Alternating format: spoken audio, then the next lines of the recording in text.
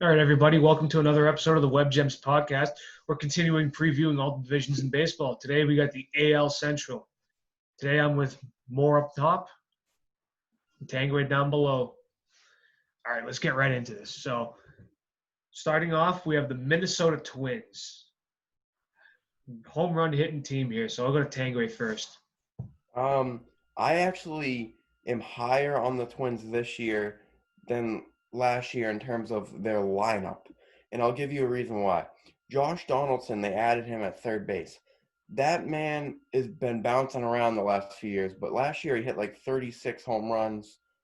So it's kind of like if you add that to the lineup, you already have Nelson Cruz, who's old but can hit. You got Eddie Rosario. You got Max Kepler.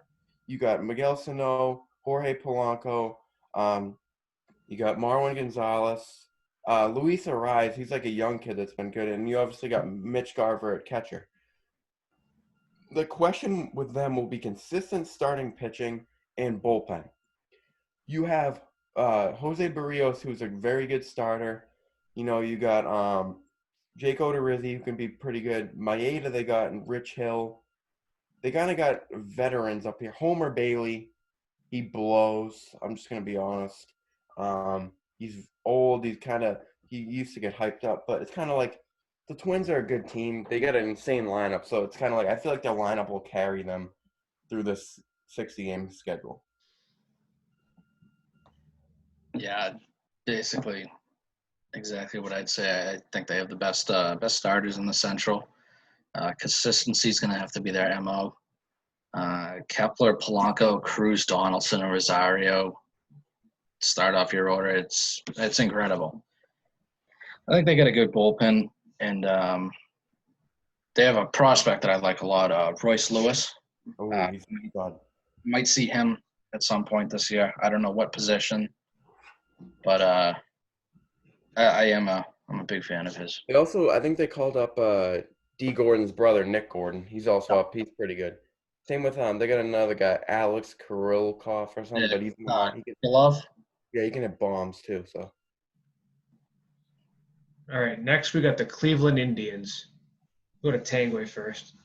I mean, I like the Indians. It's kind of like I feel like for me, like the Indians and White Sox are somewhat close this year, which hasn't been the case in recent years. I do. Mike Clevenger is hurt, isn't he? Yeah, he is. I don't think he's out for the year though.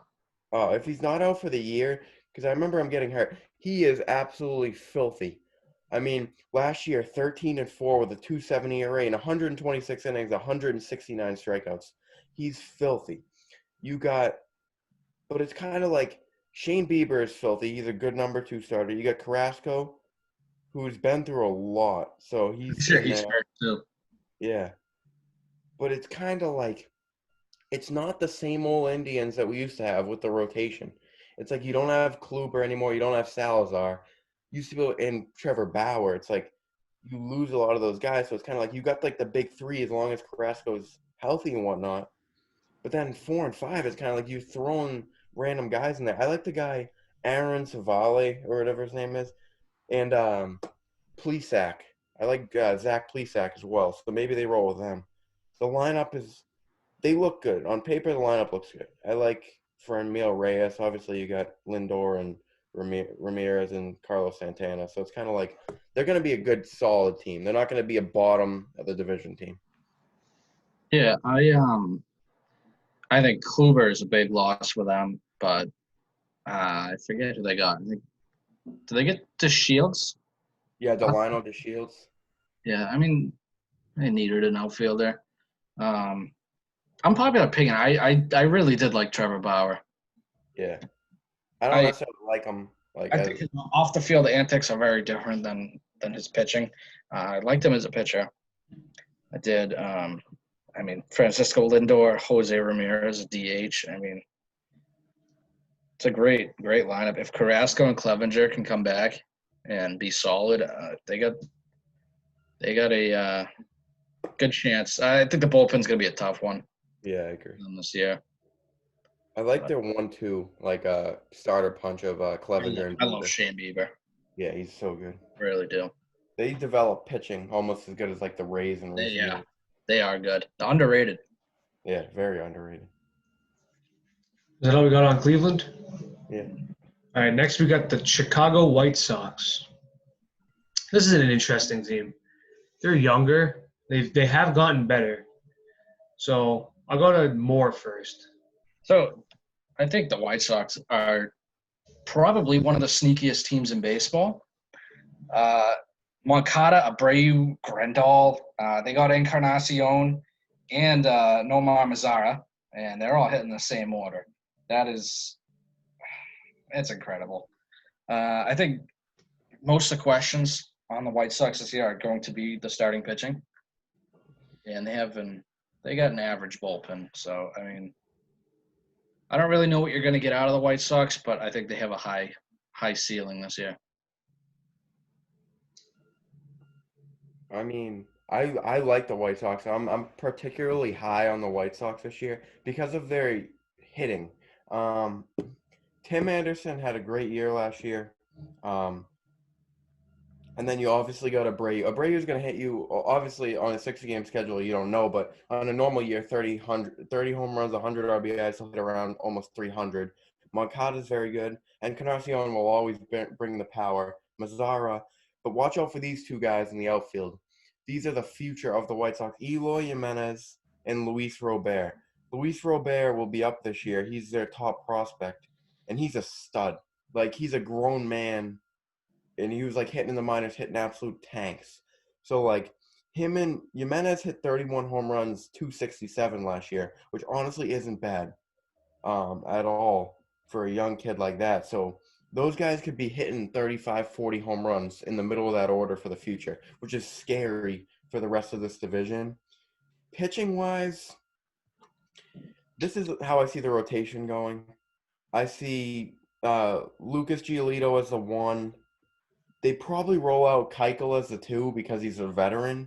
You got Carlos Rodon, Ronaldo Lopez, and then maybe Dylan Cease. He's a young kid, 4-7 with a 5.80 ERA last year. Not great, but I can see the potential with him. He has high velocity, high strikeout rate. It's kind of like I just think if he takes that next step, he can be their number two someday. But I mean, me and Moore remember Carson Fulmer. He's been a bust, so.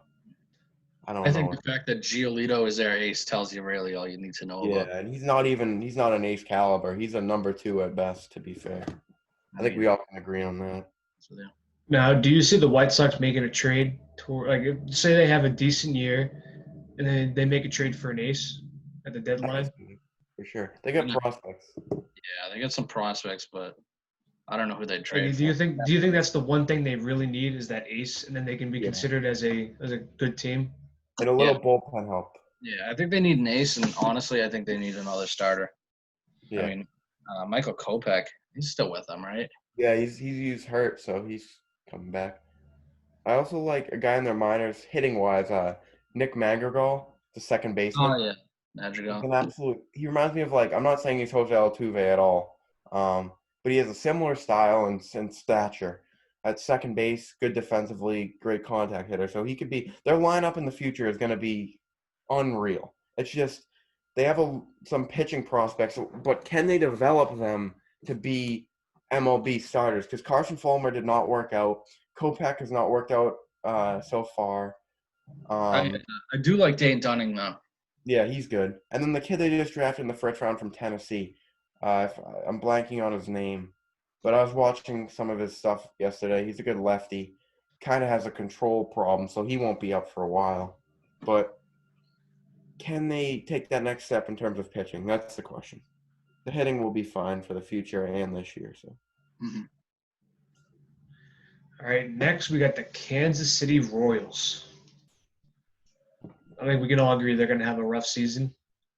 Yeah, I mean, it's kind of like you don't expect the Royals to do good for another few years. They took Lacey in the first round this year. They took Singer. They got Bobby Witt Jr. Like they get some young pieces for the future. But if I ask you guys right now, who's the number one starter on the Royals? Danny Duffy. Danny Duffy. He's like There the you number go. 4 starter at best. Brad Keller. Wow. Their number 1 bullpen guy is Ian Kennedy. In 2012 was like a good starter. Now he's the best bullpen guy. It's like, who's their best hitter? Oh, Jorge Soler. What is he gonna hit? 250?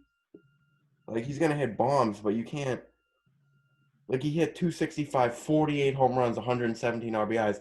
Yeah, I'd like to see him try to replicate something like that, but it's just kind of like there's a lot of swing and miss in this lineup. I can see Whit Merrifield is a great contact hitter. Other than that, what do they have? Nothing. Yeah, they're Yeah, definitely rebuilding. Definitely rebuilding. Yeah.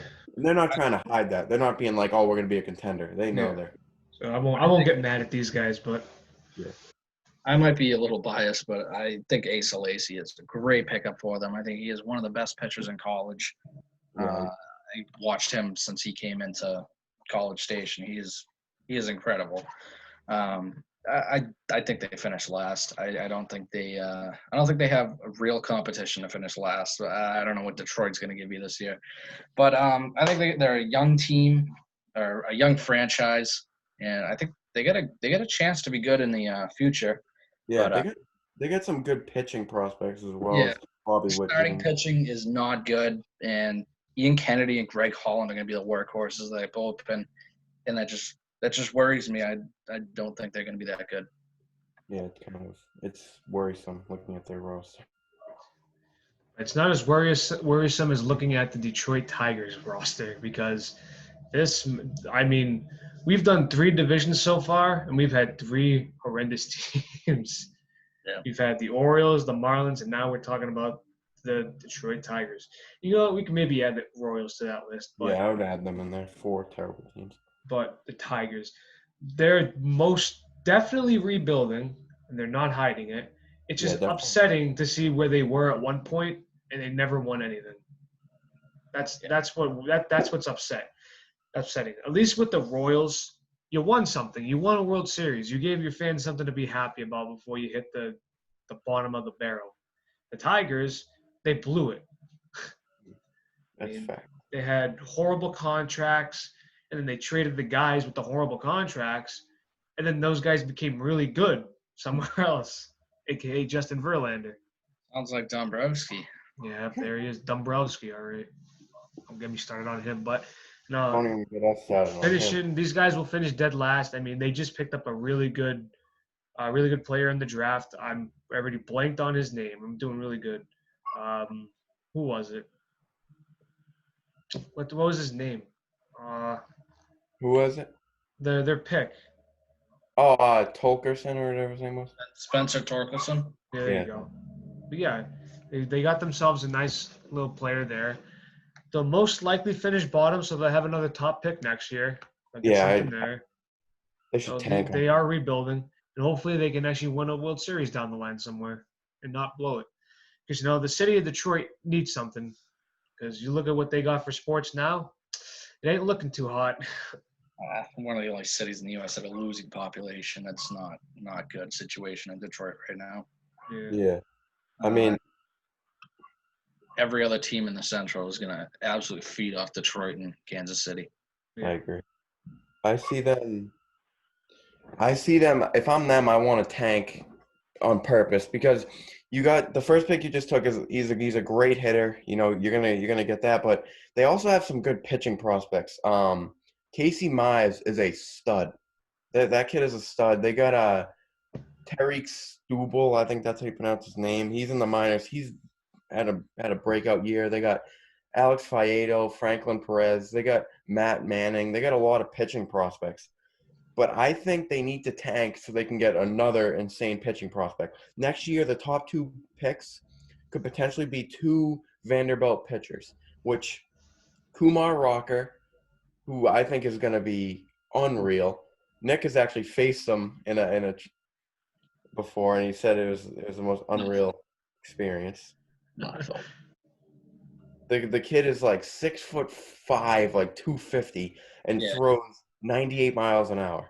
It's like a Aroldis Chapman, but it can pitch longer. And this guy, that's scary. That's scary to think about, man. He threw a no-hitter in the College World Series. Or it might have been a perfect – no, I think it was just a no-hitter. It was a no-hitter. He's good. And then also Jack Leiter's on that team, who's Al Leiter's Yeah. from MLB Network, his son. Vanderbilt has probably the top 2 picks next year, but I think the Tigers tanking and getting one of them could make them have like a future, the best rotation in baseball potentially. Mize is a Vanderbilt stud. is really good at producing pitchers. Yeah. They're pretty good at position players too, but I think their pitchers are just second to none. Yeah, Vandy. They did just produce Austin Martin in the first round as a hitter, but I do believe the pitching is definitely. Walker Buehler, Sonny Gray, David Price. The list goes on and on. Yeah. All right. Is that all we got for the Tigers there? Yeah, Yeah. I think that's all we got for them. All right, so let's do a quick predictions here. So bottom place, I'm saying the Tigers. I'm gonna say Kansas City. Say Kansas City, huh? This is tough. I lean Tigers because I think Kansas City, their lineup is a little bit better, so I think they'll hit their way to a couple more wins. I think the head-to-head matchup between those teams is going to decide the last place team. Whoever wins against the other more will finish in 4th. Honestly, if I'm one of those teams, I want to lose to the other just so I can get the better pick. Those 2 teams will potentially have 2 of the top 3 picks next year, so it's kind of like I lean Detroit in that last spot, but only by a small margin. It's extremely close. All right, I got the Tigers down there, and then next I have the Kansas City Royals. Tangle will have the Royals, and then Moore will have the Tigers. Yep. That's pretty self-explanatory. These teams are just not good. They're going to be tanking to try and get some pitchers, and their only really hard competition is going to be the Baltimore Orioles. So there you go. We get to watch for that. Mm-hmm. Up next in 3rd place, who do we got? Tangway. I have the White Sox, but this was pretty close as well. But I think if the Indians have a healthy rotation, they should be able to get second. And I don't think the White Sox have that rotation to be able to take it from them, second place. But I do think the lineup is extremely good and has a lot of young talent. So it's kind of like, but I have them finishing 3rd, which is an improvement because over the past few years, they could have finished last. Like they weren't really a good team, but I think they're starting to improve. Yeah, I also have the White Sox there. It definitely just comes down to pitching. Yeah, I have the Cleveland Indians there. I feel like the Indians got worse in this offseason, and they're still trying to find a trade for Lindor for some reason. So they're not really high on winning games this year. I think they want to start rebuilding because the core that they have, their core that they had, it just didn't work. They lost in the World Series with them against the Chicago White Sox. So I think that they're just going to try and move on. And I think this is a perfect opportunity for the Chicago White Sox to take second place and maybe build off of something, I agree. So that's my second place. And you guys have for your second place Cleveland. Yep. And then first place we have Minnesota. Typical, Yep. the home run hitting team. They got better over the offseason. They won 101 games last year, and they got better somehow. So they have been getting better every year since 2010. So props to them. I think they're going to have a really good year. And you look at the division they're in. They're going to be playing the Kansas City Royals and the Detroit Tigers. What is it? 10 times? Each. Is it 10 times or 15 times? I forgot. 10. 10. And another thing, they'll be playing against the White Sox, who have bad pitching. So it's kind of like they should have a.